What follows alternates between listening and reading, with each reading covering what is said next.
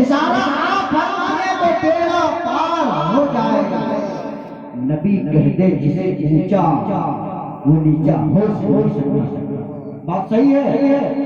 اگر مصرے میں سچائی تو سبحان اللہ بولے کہ نبی کہتے جسے اونچا وہ نیچا ہو نہیں سکتا، غلام مصطفیٰ واللہ ہو نہیں سکتا۔ ابھی آپ متوجہ امام حسین سے مطلب ہے، نبی کہتے جس سے اونچا وہ نیچا ہو نہیں سکتا، غلام مصطفیٰ واللہ رسوا ہو نہیں سکتا۔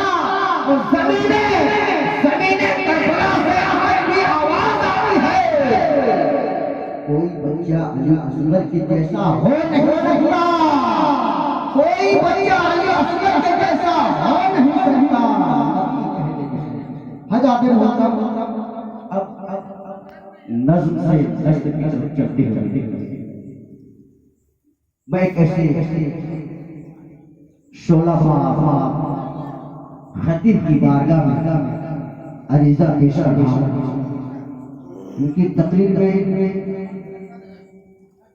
شگفتگی یعنی مٹھاس پر ہے اور بالکل اصلاحی تقریر ہے۔ آپ حضرت کی جب تقریر سنیں گے تو آپ کے دلوں میں جذبہ ایمان جو دل میں جو قلب ہے اس قلب سے ایک محبت کی روشنی ہوگی، آپ خوشی سے مچل اٹھیں گے، جھوم جائیں گے۔ گویا کہ آپ تقریر سنیں گے تو آپ یہاں بھی مچلیں گے، آپ اپنے گھر جائیں گے تو اپنے گھروں میں مچلیں گے، اور انشاءاللہ کل قیامت کے روز قبروں میں بھی مچلیں گے۔ سبحان اللہ سبحان اللہ۔ میں بہت تیزی کے ساتھ زود و قبول کی بہت سی اٹھا کے پہ کر شمس الحمصاف اور عالم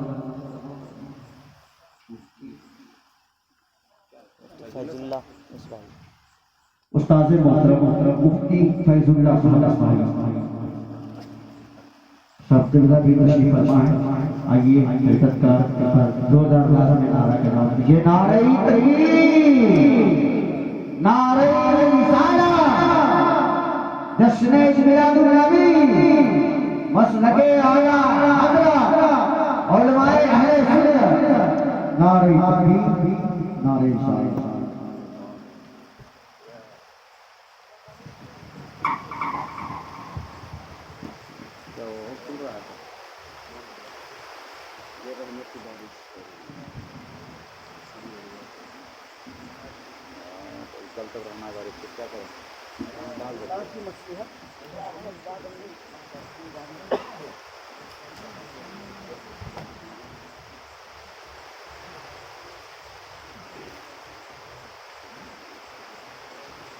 ممبر نور پر تشریف فرما معزز علماء کرام، میرے روبرو بیٹھے ہوئے محترم سامعین، دور سے آواز سماعت فرمانے والی خواتین، السلام علیکم ورحمۃ اللہ وبرکاتہ۔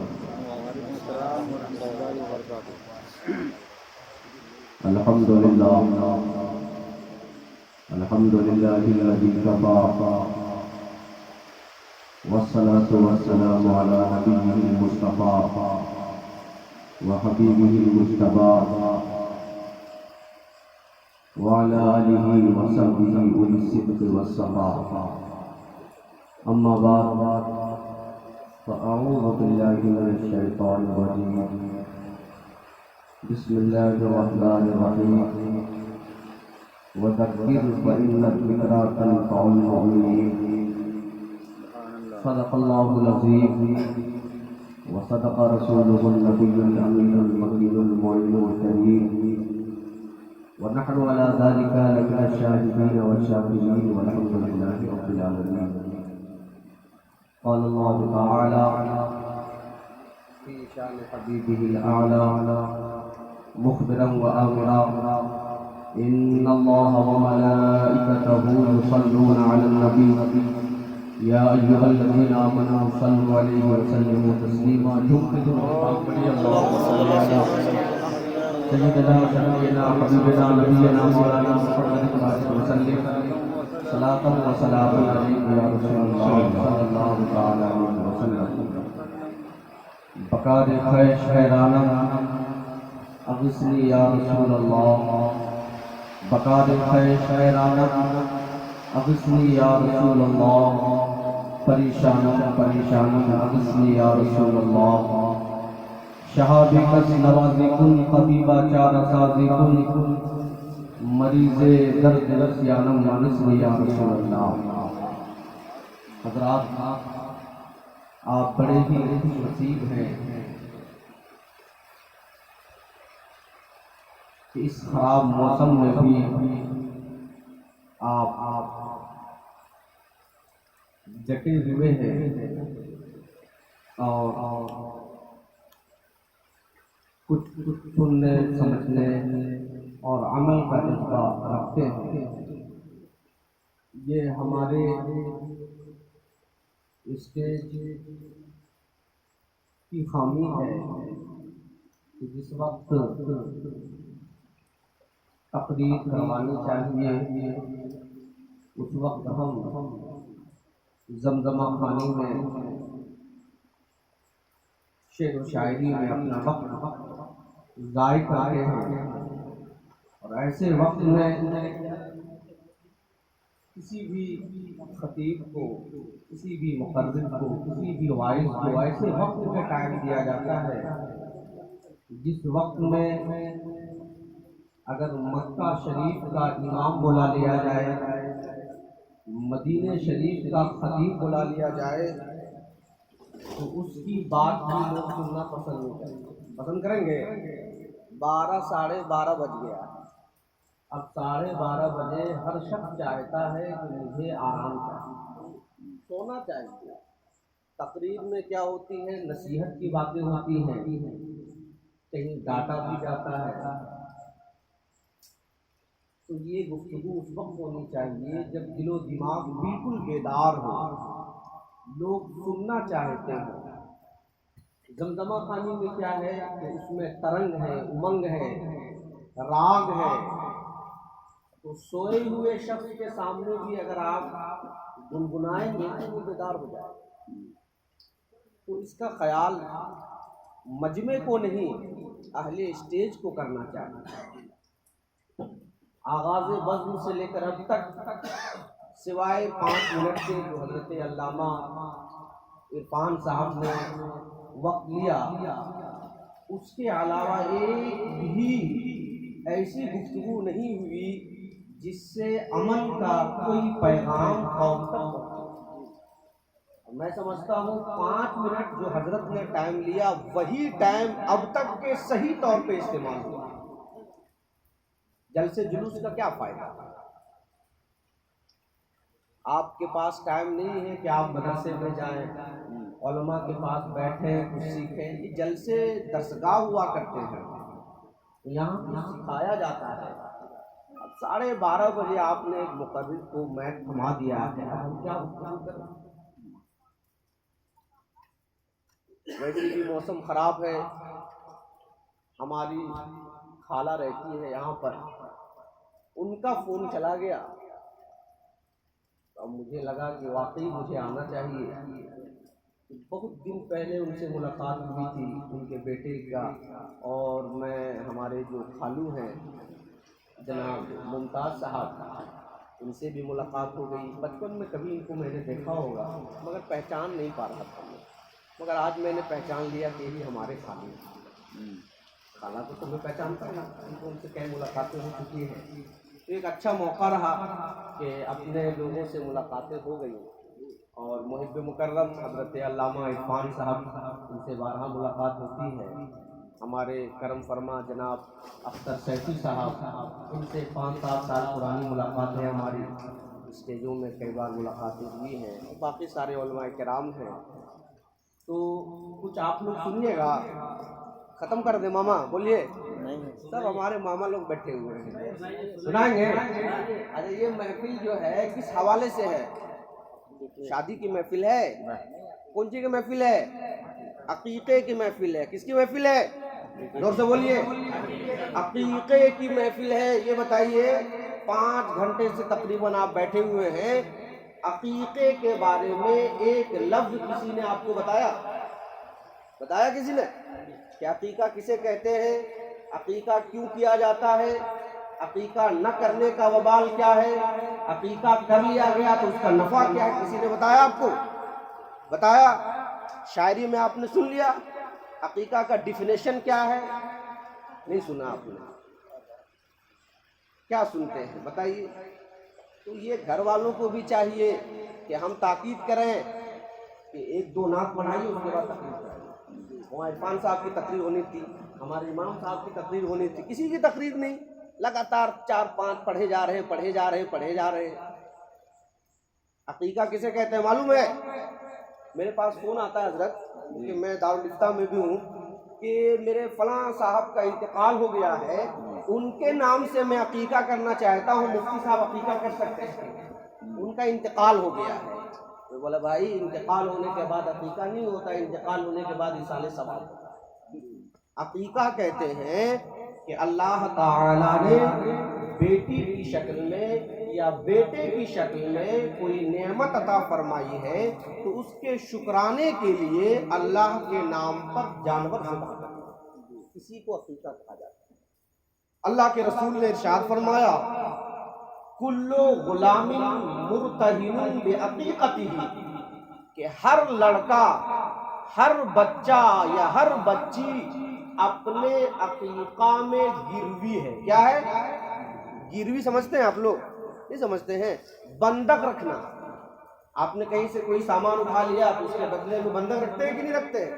تو اللہ کے رسول نے کیا فرمایا کہ ہر لڑکا اپنے عقیقے میں گروی ہے, بندک رکھا ہوا ہے.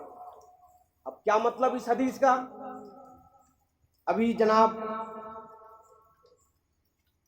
اقبال صاحب ان کے بیٹے کا عقیقہ ہے, ممتاز صاحب کے پوتے کا عقیقہ ہے. اب یہ سب کیا ہے؟ عقیقے سے پہلے گروی تھے. گروی کا کیا مطلب ہے؟ علماء نے بیان فرمایا ہے, گروی کا مطلب یہ ہے کہ جب تک بچے کا یا بچی کا عقیقہ نہ کیا جائے اس کی زندگی خطرے میں رہتی ہے, اس کی سلامتی خطرے میں رہتی ہے. جب بچے کا عقیقہ کر دیا گیا تو وہ جو گروی رکھا ہوا تھا اب اسے چھڑا لیا گیا, یعنی وہ اب مصیبتوں سے آزاد ہو گیا ہے, اب پریشانیوں سے آزاد ہو گیا ہے, اب بیماریوں سے آزاد ہو گیا ہے. اس لیے اگر باپ چاہتا ہے اس کا بیٹا بیمار نہ ہو, دادا چاہتا ہے اس کا پوتا بیمار نہ ہو, دادی چاہتی ہے اس کی پوتی بیمار نہ ہو, تو لازم ہے کہ اسے اپنے پوتے کے لیے, اپنے بیٹے کے لیے عقیقہ کرانا چاہیے. اس لیے کہ جب بچے کا عقیقہ کر لیا جاتا ہے رب کی طرف سے سلامتی کی ضمانت مل جاتی ہے, رب کی طرف سے صحت و سلامتی کی ضامن ہو جاتی ہے. اسی لیے اللہ کے رسول ارشاد فرماتے ہیں ہر بچہ اپنے عقیقے میں گروی ہے, جب اس کا عقیقہ کر لیا جائے تو وہ مصیبتوں سے اور ایک دوسرا مطلب اس کا یہ ہے, علماء کے زبانی آپ نے سنا ہوگا کہ اگر کوئی نابالغ بچہ انتقال کر جائے, مر جائے, بالغ نہیں ہوا مر گیا, انتقال کر گیا, تو محدثین نے بیان فرمایا ہے کہ قیامت کے دن جب نفسی نفسی کا عالم ہوگا, کوئی کسی کا پرسان حال نہ ہوگا. یوم یفر المرء من اخیہ وامہ وابیہ وصاحبتہ وبنیہ لکل امرئ منہم یومئذ شأن یغنیہ. ہر ایک دوسرے سے بھاگتا ہوا نظر آئے گا. اس وقت وہ نابالغ بچہ اپنے والدین کے لیے, اپنے ماں باپ کے لیے اللہ سے جھگڑے گا, اے مولا میں نابالغی کی حالت میں انتقال کر گیا, یہ میری ماں ہے, یہ میرے باپ ہے, ان کو معاف فرما دے, ان کی بخشش کر دے, ان کی مغفرت کر دے. اور اس بچے کی دعا کی بنیاد پر, اس کی سفارش کی بنیاد پر اللہ تبارک و تعالیٰ اس کے والدین کو معاف فرمائے. مگر یہ کن بچوں کے لیے ہے؟ ان بچوں کے لیے ہے جن بچوں کا عقیقہ کر دیا گیا تھا ان کے بعد انتقال ہوا. تو گروی ہونے کا یہ معنی ہے اگر کسی بچے کا عقیقہ نہیں کیا گیا، اس کا انتقال ہو گیا، تو وہ اب اپنے ماں باپ کے لیے شفاعت نہیں کرے گا، اس لیے عقیقہ کرنا چاہیے۔ یہ تو ایک کچھ بنیادی باتیں تھیں، وہ ہم نے آپ کو بتائی۔ آج ہم اور آپ کیا ہیں؟ مسلمان ہیں کہ نہیں ہیں؟ آج اسلام پر طرح طرح کے اعتراضات ہو رہے ہیں۔ آج ہم تقریر سنتے نہیں ہیں، علماء کے بیانات سنتے نہیں ہیں، کتابیں پڑھتے نہیں ہیں، تو ان اعتراضات کا جواب کیسے دیں؟ ہمارے ماما لوگ بیٹھے ہوئے ہیں، یہ لوگ بمبئی میں رہتے ہیں، اور جتنے بڑے شہر میں لوگ رہتے ہیں ان کا ایمان اتنا زیادہ خطرے میں ہوتا ہے۔ میں رانچی میں رہتا ہوں، ایک بڑی مسجد میں میری تقریر ہوتی ہے، مزار مسجد ڈورنڈا میں۔ وہاں آئے دن لوگ پہنچتے ہیں، میڈیکل سائنس والے، اسکول والے، وہ یہ کہتے ہیں کہ آپ لوگ جو معجزات بیان کرتے ہیں، جو کرامتیں بیان کرتے ہیں، یہ سب عقل کے خلاف ہے، ایسا نہیں ہو سکتا ہے۔ ایک کرامت، ایک معجزہ ہم لوگ بیان کرتے ہیں، کیا بڑا مشہور معجزہ ہے کہ سرکار کی بارگاہ میں ابو جہل حاضر ہوا۔ کون حاضر ہوا؟ ابو جہل حاضر ہوا، ہاتھ میں کچھ لیے ہوئے تھا۔ کہا اے محمد، اگر آپ نبی ہیں تو بتائیں میری بند مٹھی میں کیا ہے۔ یہ واقعہ آپ نے سنا ہے کہ نہیں سنا ہے؟ لیکن میں جیسے بتا رہا ہوں اس کو غور سے سنیے۔ واقعہ بڑا مشہور، واقعہ نہیں بتا رہا ہوں، اس میں جو پوائنٹس ہیں، جو نقطہ ہے، وہ آپ غور سے سنیے۔ سوال جیسا ہوتا ہے جواب بھی ویسے ہی ہونا چاہیے۔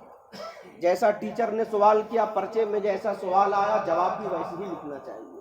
سوال جیسا ہو، اگر اس کے مطابق جواب نہ ہو تو نمبر 0 ہو جاتا ہے، نمبر میں کٹوتی ہو جاتی ہے۔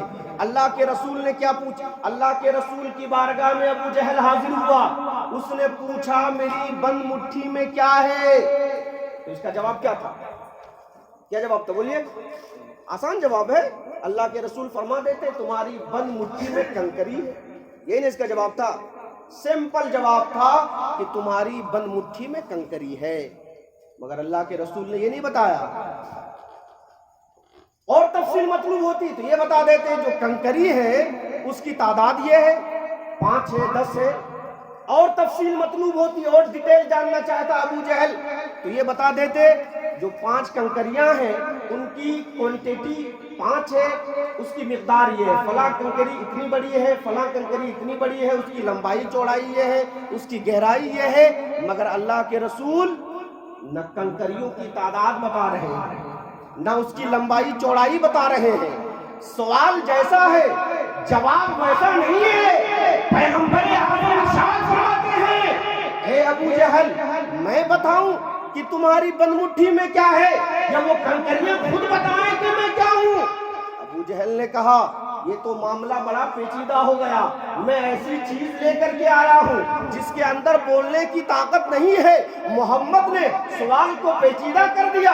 ابو جہل نے کہا اے محمد، اگر وہ خود بتا دے تو یہ بڑی بات ہو جائے گی، یہ تو بڑی بات ہوگی۔ پیارے مصطفیٰ نے اشارہ فرمایا بند مٹھی کی طرف، کنکریوں سے کلمہ پڑھنے کی آواز آ گئی۔ اتنا واقعہ آپ نے ضرور سنا ہوگا، مگر اب میں جو بتانا جا رہا ہوں اسے توجہ کے ساتھ سنیے، سراپا ادب سے نبی کی بارگاہ میں حاضر ہو جائیے، مصطفیٰ کونین کی طرف لو لگائیے، خانہ کعبہ کو آباد کرنے والے مصطفیٰ جان رحمت کی بارگاہ میں ضمیر ادب کو طے کریے، مصطفیٰ جان رحمت کی بارگاہ میں ہم ادب گوش ہو کر کے عرض کریے یا رسول اللہ، آپ کی بارگاہ میں ابو جہل حاضر ہوا تھا، بند مٹھیوں میں کنکریوں لے کر کے حاضر ہوا تھا، آپ سے پوچھا تھا بند مٹھیوں میں کیا ہے یا رسول اللہ؟ اس کا سمپل جواب یہ تھا، آپ ارشاد فرما دیتے اے ابو جہل تمہاری بند مٹھی میں کنکری ہے یا رسول اللہ؟ اس کا جواب یہ تھا، آپ بتا دیتے تمہاری بند مٹھی میں جو کنکریاں ہیں اس کی تعداد یہ ہے، اس کی کوانٹیٹی یہ ہے، اس کی لمبائی چوڑائی یہ ہے۔ مگر یا رسول اللہ، نہ آپ کنکریوں کی تعداد بتا رہے ہیں، نہ اس کی لمبائی چوڑائی کو بتا رہے ہیں، بلکہ اس پہ زبان کنکری سے کلمہ پڑھا رہے ہیں۔ اس میں حکمت کیا ہے؟ پیارے مصطفیٰ جو خیر کا پیغمبر ہے، صبح قیامت تک ہونے والی تمام ترقیوں کو مشاہدہ فرماتے ہیں، جن کے بارے میں اعلیٰ حضرت نے ارشاد فرمایا ہے اور کوئی غیب کا تم سے رہا ہو بھلا جب نہ خدا ہی چھپا تم मुस्तफ़ा ने उम्मत को तालीम दिया, ऐ मेरी उम्मत सुन लो, सुबह क़यामत तक के लिए मैं नबी हूँ, मेरे बाद अब कोई नबी नहीं आने वाला है। अब ऐसा वक्त आ जाएगा जिस वक्त में पगडंडियों पे चलने वाला इंसान आसमान पे उड़ेगा, जमीन पे चलने वाला इंसान आसमान की फजाओं को चीरेगा, चांद पर जाएगा, और दुनिया इतनी तरक्की कर जाएगी कि पेट के अंदर, आंतों के अंदर, अतड़ियों के अंदर छुपे हुए कंकरियों के बारे में मालूम कर लिया जाएगा। आज मेडिकल साइंस में किसी के पेट में पत्थर हो गया, डॉक्टर के पास गया, डॉक्टर ने अल्ट्रासाउंड किया, बता दिया तुम्हारे पेट के अंदर फला जगह पे एक कंकरी है, दो कंकरी है, जो पत्थर है उसकी लंबाई ये है, उसकी चौड़ाई ये है, उसकी गहराई ये है। प्यारे मुस्तफा उम्मत को तालीम दे रहे हैं, ऐ मेरी उम्मत अगर मैं ये बता देता मुट्ठी में कंकरी है, कंकरियों की साइज ये है, लंबाई चौड़ाई ये है, एक जमाना ऐसा आएगा जिस जमाने में दुनिया तरक्की कर जाएगी और पेट में छुपे हुए कंकरियों के बारे में मालूम कर लिया जाएगा। उस वक्त जब तुम नवंबर से मेरे इस मुझसे को बयान करोगे, दुनिया का कोई मेडिकल साइंस का तालिब इल्म खड़ा हो जाएगा, कोई डॉक्टर खड़ा हो जाएगा, कहेगा ऐ मुसलमान अपने नबी की इस मुझसे को बयान करना बंद कर दो, इसलिए कि तुम्हारे पैगंबर ने मुट्ठी में कंकरियों के बारे में बता दिया था, उसकी साइज ये है, लंबाई चौड़ाई ये है। अगर आप डॉक्टर को पेट के अंदर छुपे हुए कंकरियों के बारे में बता देते हैं, उनकी लंबाई ये है, उनकी चौड़ाई ये है, इस वक्त तुम्हारे पास जवाब क्या होगा? तो सुन लो 1400 साल पहले मैंने इसका जवाब दे दिया है, और मैंने बेजुबान कंकरियों से कलमा पढ़ा दिया है और दुनिया वालों को चैलेंज दे दिया है। हे दुनिया वालों, पेट के अंदर छुपे हुए कंकरियों के बारे में बता सकते हो, उनकी साइज के बारे में बता सकते हो, उनकी क्वांटिटी के बारे में बता सकते हो, मगर उनको तुम ज़बान नहीं दे सकते, उनसे तुम पढ़ा नहीं सकते। मेरे मुस्तफा ने बेजुबान कंकरियों से कलमा पढ़ा करके तुम्हें क़यामत तक के लिए इस्लाम की हक़ानियत को वाज़ेह गिरामी वक़ार। तो ये सब बातें हम सुनेंगे नहीं तो लोगों को कैसे जवाब देंगे? आज लोग मदरसे में पढ़ने वालों को ताना देते हैं, ये मौलवी लोग क्या करेंगे? चटाई पर बैठ करके सिर्फ नमाज रोजे के दर्स देंगे। आज दुनिया कहां से कहां पहुंच गई, लोग जमीन पर नहीं चांद पर पहुंच गए। कहां पहुंच गए? और वहां जमीन तलाश कर लिया, रहने का इंतजाम कर रहे हैं, और ये मौलाना लोग अभी जमीन पर बैठ ही करके तालीम दे रहे हैं। हजरात, आप बुजुर्गों के वाकयात को पढ़िए तो आपको पता चलेगा कि आज दुनिया में जितनी भी तरक्की हो रही है, जितनी भी तरक्की हो रही है, इन सारी तरक्कियों का रिश्ता इस्लाम से जुड़ा हुआ है। ऐसा हो सकता है कि हम यहाँ पर बैठ जाएं, किसी ऑफिस में बैठ जाएं, और हमारे वर्कर जो काम कर रहे हैं अलग अलग बिल्डिंगों में, उनकी हम निगरानी कर सकें। ऐसा हो सकता है कि नहीं हो सकता है? हो सकता है ना। एक कमरे में आपने ऑफिस बना लिया, बना लेने के बाद जितने आपके वर्कर हैं, जितने आपके कमरे हैं, सब में आपने क्या लगा दिया? CCTV लगा दिया। एक जगह बैठ करके आप निगरानी कर रहे हैं कि कौन काम कर रहा है, कौन काम नहीं कर रहा है। निगरानी कर रहे हैं कि नहीं कर रहे हैं? मालूम है ये मिजाज किसने दिया है कि एक जगह बैठ करके भी अलग अलग जगहों की निगरानी की जा सकती है। ये मिजाज किसने दिया आपको मालूम है? नहीं मालूम है। ये दुनिया वालों ने जो तरक्की किया है किसी अपने बाप के घर से नहीं किया है। हमारे बुजुर्गों की तारीख को पढ़ पढ़ के, कुरान और हदीस को पढ़ पढ़ के आज दुनिया तरक्की कर रही है, और हम मुसलमान ये हैं, न कुरान पढ़ते हैं, न कुरान पढ़ाते हैं, न कुरान सीखते हैं, न कुरान सिखाते हैं। जबकि अल्लाह के रसूल ने इरशाद फरमाया, खैरुकुम मन तअल्लमल कुरान व अल्लमह, तुम में सबसे बेहतर वो है जो खुद कुरान सीखे और दूसरों को कुरान सिखाए। हजरात, दुनिया को किसने मिजाज दिया कि एक कमरे में बैठ करके आप मुख्तलिफ जगहों की निगरानी कर सकते हो? तो किसी और ने नहीं, हमारे गौसे पाक, बोलिए ना सुभान अल्लाह, गौसे पाक ने मिजाज दिया है। आपने सुना होगा उलमा की ज़बानी, गौसे आज़म ने इरशाद फरमाया, नजर तो इला बिलादिल्लाहि जमअन का खरदलत अला हुक्म तसाली, कि मैं अल्लाह के तमाम मुल्कों को, अल्लाह का मुल्क सिर्फ हिंदुस्तान नहीं है, सिर्फ पाकिस्तान मक्का मदीना नहीं है, अल्लाह का मुल्क दुनिया के तमाम शहर है। गौसे आजम फरमाते हैं कि मैं अल्लाह के तमाम मुल्कों को, Hindustan, Pakistan, Bangladesh, Sudan, Africa, America, तमाम मुल्कों को मैं ऐसी ही देखता हूँ जैसे मैं अपने हाथ पर राई के दाने को देखता हूँ।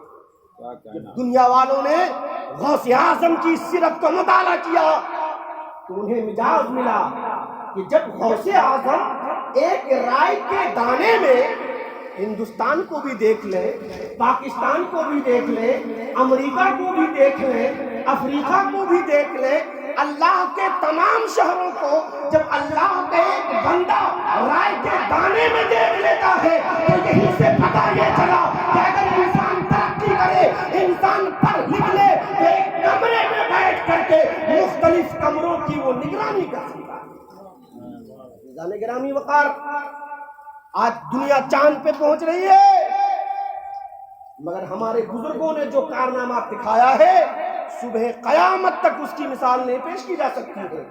गौसे आजम अभी बच्चे हैं, माँ के दूध पीते हैं, रिजाई माँ, दूध पिलाने वाली माँ, दाई माँ, वो कहती है कि जब मैं गौसे आजम को दूध पिलाती थी तो कभी कभी मेरा फर्जंद मेरी गोद से छलांग लगाता था और जमीन पे नहीं गिरता था, वो आसमान की बुलंदियों में जाता था और सूरज में छुप जाया करता था। बोलिए सुभान अल्लाह। आज हमारे बच्चे छलांग लगाएंगे माँ की गोद से तो 1 फीट 2 फीट की दूरी में गिरेंगे, और ज्यादा जोर से छलांग लगाए तो उनको हॉस्पिटल ले जाना पड़ेगा।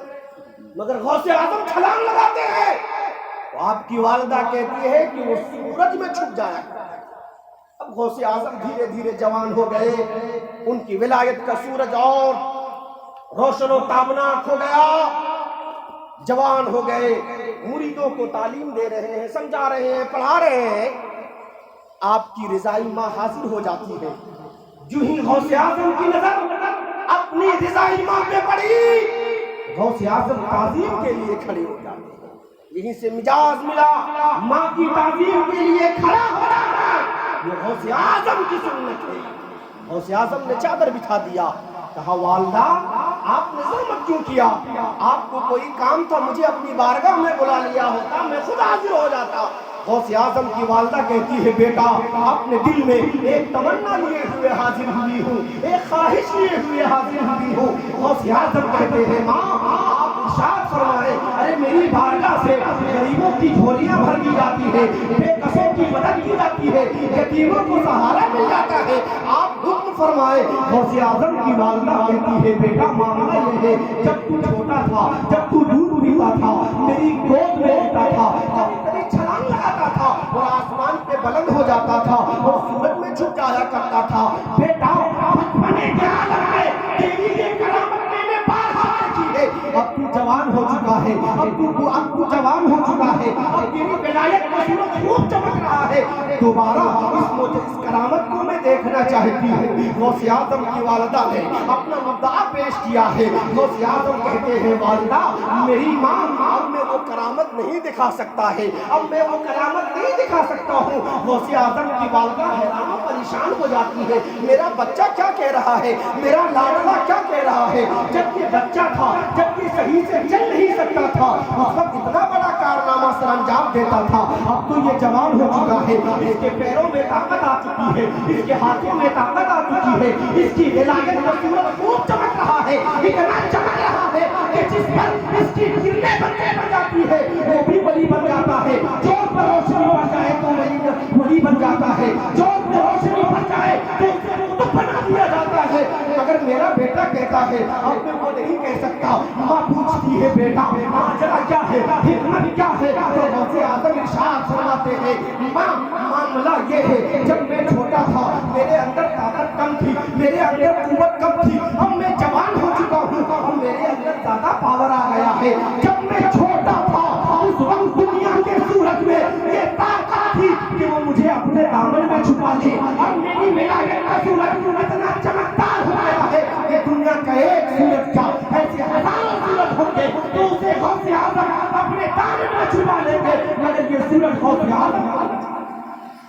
हज़रात ये वाक़या आपने सुन लिया है, अब मैं जो बताना चाहता हूँ उसको गौर से सुनिए, फिर मैं अपनी गुफ्तगू को ख़त्म करूँगा। अज़ीज़ान गिरामी वक़ार, गौसे आज़म गरीबों की मदद करने वाले हैं, गौसे आज़म यतीमों की मदद करने वाले हैं, गौसे आज़म बेकसों की मदद करने वाले हैं। अब गौसे आज़म से सवाल कीजिए, उनसे पूछिए, हे गौसे आज़म, आपने हमेशा गरीबों का साथ दिया है, यतीमों का साथ दिया है, कमज़ोरों का साथ दिया है, मगर यहाँ मामला उल्टा हो गया है। सूरज ताकतवर है, चांद कमज़ोर है, इसलिए कि जब तक के चांद को सूरज की चमक न मिले चांद चमक नहीं सकता है। ये साइंसदां बताते हैं, पढ़े लिखे लोग बताते हैं कि जब चांद के ऊपर सूरज की रोशनी पड़ती है तब चांद चमकता है। अगर सूरज अपनी रोशनी की खैरात देना चांद को बंद कर दे तो चांद चमकना बंद हो जाए। आपको मालूम है कभी कभी चांद ग्रहण होता है। चांद ग्रहण क्यों होता है?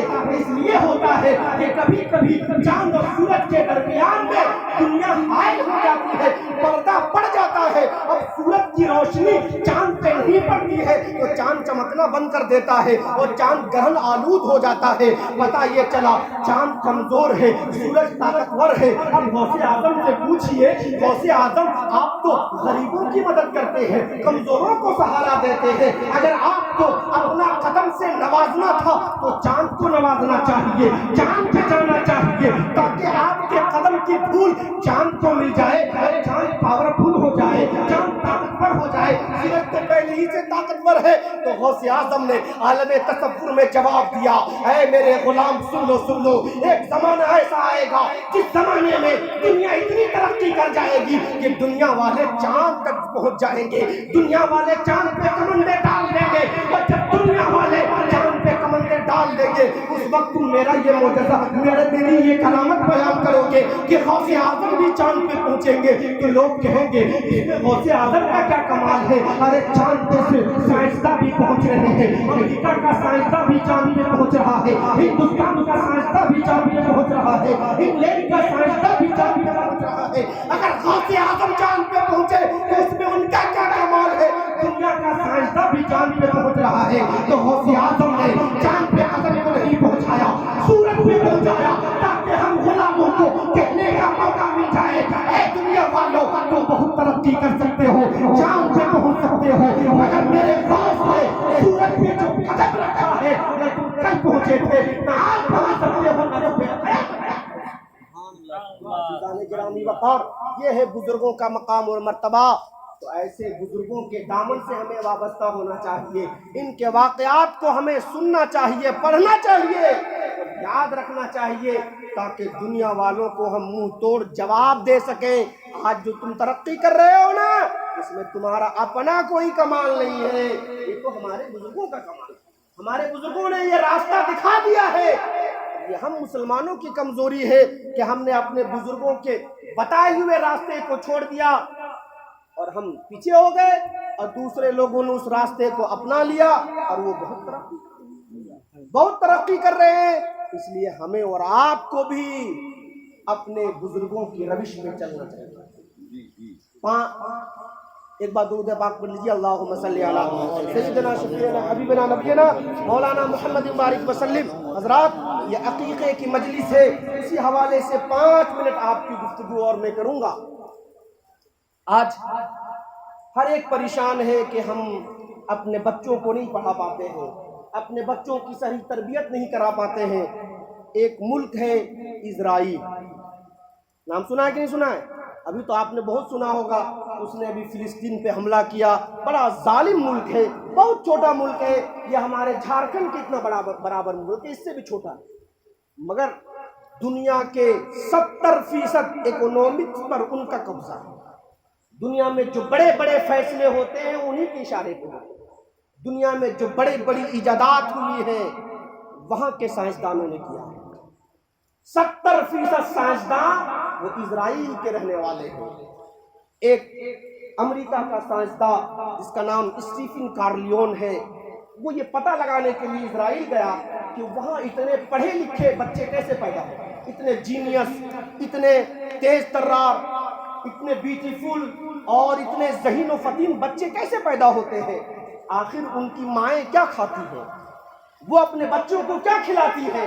اتنے تیز ترار وہ ہوتے ہیں؟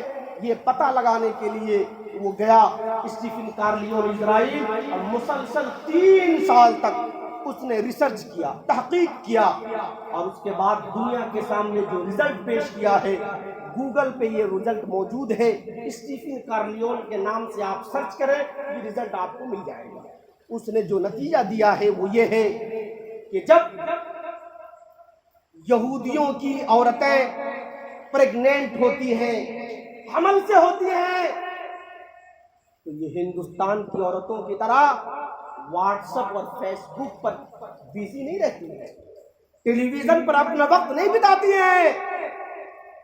وہ جب حمل میں ہوتی ہیں تو اس وقت وہ کتابوں کا مطالعہ کرتی ہیں، خوب کتابیں پڑھتی ہیں، اور میتھ کی کتابیں وہ زیادہ پڑھتی ہیں، جوڑتی ہیں، 2 کا 2 2 دو 4 2 دیا 6، 6 میں 2 گھٹا دیا تو کتنا بچا، 6 کو 10 میں انٹو کیا تو کتنا ہوا، یہ جوڑ گھٹاؤ کرتی رہتی ہے۔ ایک عورت کے پاس وہ اسٹیفن کارلیون گیا، اس نے پوچھا کہ یہ جو تم محنت کر رہی ہو، مشقت کر رہی ہو، اس وقت میں تو تمہیں آرام کی ضرورت ہے، یہ کیوں کر رہی ہو؟ تو اس عورت نے کہا میری ووم میں، میری کوکھ میں جو بچہ پڑھ رہا ہے، میں اسے ٹرینڈ کر رہی ہوں، میں اسے پڑھا رہی ہوں، تاکہ وہ بچہ جب پیدا ہو تو اپاہج نہ ہو، ذہن کے اعتبار سے کمزور نہ ہو، دنیا کے سامنے بھیک نہ مانگے، بلکہ دنیا کو کچھ دے گا، سائنسداں بنے گا، وہ بڑے ماہر تاجر بنے گا۔ میں اسے پڑھا رہی ہوں، اسے ٹرینڈ کر رہی ہوں، اس کے ذہن کو تیز کر رہی ہوں۔ اس سائنسداں نے کہا، اسٹیفن کارلیون نے، کیا ایسا ہو سکتا ہے کہ تمہارے کوکھ میں بچہ ہے، ابھی وہ پیدا نہیں ہوا ہے، اور پیدا ہونے سے پہلے ہی تم اس کو ٹرینڈ کر رہی ہو؟ اس نے کہا ہاں ایسا ہوتا ہے، اور اس کا سر رشتہ بھی اسلام ہی سے جڑا ہوا ہے۔ آپ اپنے ماحول کا جائزہ لے لیجئے تو دیکھیے کہ ماں کی گود میں جو بچہ پلتا ہے اس کا کنیکشن ماں کے ساتھ کتنا زوردار ہوتا ہے۔ آپ نے غور کیا ہوگا، ماں دودھ پلاتی ہے، ماں کو اگر سردی ہو جائے اور وہ ماں اپنے بچے کو دودھ پلائے تو بچے کو بھی سردی ہوتی کہ نہیں ہوتی؟ نہیں ہوتی ہے، اندازہ لگا لیجئے۔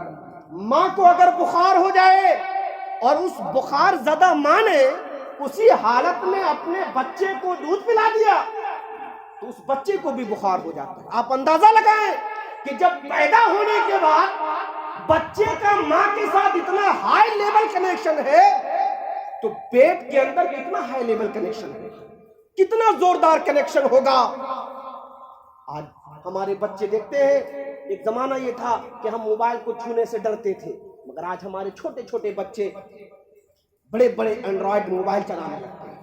ہم لوگ دیکھ کر کے خوش ہوتے ہیں، میرا بیٹا بڑا تیز ترار ہو گیا، نیا نیا فرق ہے۔ وہ بیٹے کا کمال نہیں، اس کے ماں کا کمال، اس لیے کہ جب ماں پریگنینٹ تھی تو خوب موبائل چلاتی تھی، فیس بک انٹرنیٹ پہ چلاتی تھی، تو اس کا اثر بچے پہ پڑ گیا، اور جیسے ہی بچہ پیدا ہوا ابھی کلمہ پڑھنا نہیں سیکھا، ابھی بہی صحیح سے اپنے باپ دادا کا نام نہیں سیکھا، مگر یوٹیوب چلانا سیکھ گیا، فنکشن نکالنا سیکھ گیا ہے۔ بچے کا کوئی کمال نہیں ہے، یہ اس کے ماں نے، اس کے باپ نے اپنے بچے کو بگاڑ کے رکھ دیا۔ انٹرنیٹ پر صحیح چیزیں نہیں ہیں، اس میں اگر 10% صحیح چیزیں ہیں تو 90% غلط چیزیں ہیں۔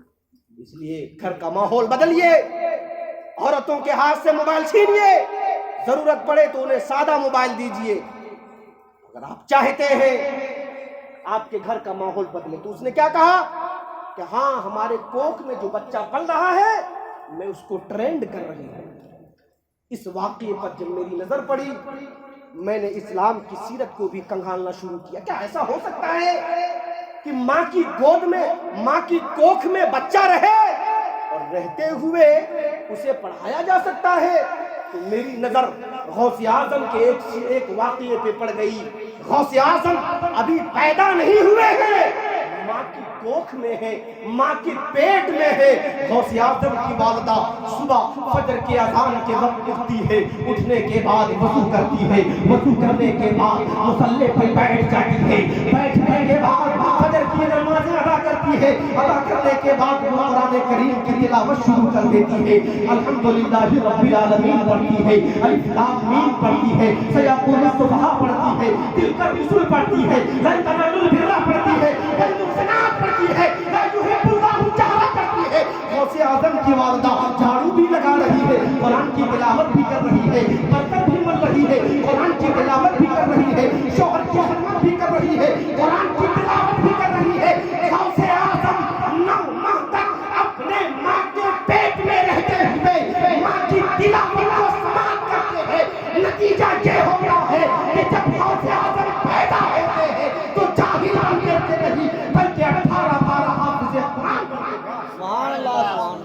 अगर आप भी चाहते हैं कि आपका बच्चा भी हाफिज़ कुरान बन जाए, आलिम दीन बन जाए, मुफ्ती शरअ मदीन बन जाए, तो आपको भी चाहिए अपने घर की औरतों के हाथों से मोबाइल छीनिए, उनके हाथ में सूरह मुज़म्मिल दे दीजिए, उनके हाथ में सूरह मुदस्सिर दे दीजिए, उनके हाथ में सूरह रहमान दे दीजिए, उनके हाथ में सूरह यासीन दे दीजिए, उनके हाथ में बहार शरीयत दे दीजिए, उनके हाथ में कानून शरीयत दे दीजिए, उनके हाथ में अनवार शरीयत दे दीजिए, उनके हाथ में हदायत बख्श दे दीजिए। यकीन मानिए जब घर की औरतें सूरह मुल्क की तिलावत करेंगी, कुरान की तिलावत करेंगी, हदीस की तिलावत करेंगी, बहार शरीयत पढ़ेंगी, तो पैदा होने वाला बच्चा आम बच्चा न होगा, अपने वक्त का मुजाहिद मिल्लत होगा। पैदा होने वाला बच्चा आम बच्चा न होगा, अपने वक्त का हाफिज़ मिल्लत होगा, अपने वक्त का मुफ्ती आज़म होगा, अपने वक्त का आलिम दीन होगा, अपने वक्त का हाफिज़ कुरान होगा। ये तकरीरें सुनने से सिर्फ काम नहीं चलेगा, खुद अपने घर से इस्लाह का काम करना है। अल्लाह ताला हम सबको अमल खैर की तौफीक अता फरमाए। आज इस बात की बहुत ज़रूरत है कि हम अपने बच्चों की सही तरबियत करें। आपके अगर 2 बच्चे हैं तो आप अहद कर लीजिए कि हम एक बच्चे को जरूर हाफिज़ कुरान बनाएंगे, जरूर आलिम दीन बनाएंगे। और आप क्या समझते हैं कि किसी बच्चे को हाफिज़ कुरान बना दिया, आलिम दीन बना दिया तो वो गरीब रहेगा, वो पैसा नहीं कमाएगा? ऐसा नहीं है। जो अब कुचले होते हैं ना, जो बीच में तालीम छोड़ देते हैं, उनका मामला डावाडोल होता है। और अल्हम्दुलिल्लाह जो सलाहियतमंद होते हैं, जो मुकम्मल तालीम हासिल करते हैं, वो आपसे कुछ कम नहीं कमाते हैं, वो भी 50-60 हज़ार महीना कमाते हैं। अल्हम्दुलिल्लाह अल्हम्दुलिल्लाह। इसलिए आप भी अपने बच्चों को पढ़ाइए। और ये बात जहन में रखिए कि अगर आपके 2 बच्चे हैं, एक बच्चे को इंजीनियर बना रहे हैं, एक बच्चे को हाफिज बना रहे हैं, तो इंजीनियर जिसे आप बना रहे हैं वो दुनिया में आपको काम देगा, और जिसे आपने हाफिज बना दिया वो आखिरत में आपको काम देगा। और जो आखिरत में आपको काम देगा उसके लिए दुनिया में ज़्यादा तवज्जो करिए, उसके नाम से कुछ पैसे फिक्स कर दीजिए, उसके नाम से अलग से कोई तिजारत कर दीजिए, ताकि वो ज़रिए मुआश के एतबार से खुशहाल हो जाए और फारिगुल बाल हो करके वो दीन का काम करेगा। और जब दीन का काम करेगा तो उससे आपका भी नाम होगा और आपकी दुनिया भी संवरेगी, आपकी आखिरत भी संवरेगी। अल्लाह ताला हम सबको अमल खैर की तौफीक अता फरमाए। व आखिरु दावाना अल्हम्दुलिल्लाहि रब्बिल आलमीन। खड़े होकर सलात व सलाम पढ़ें।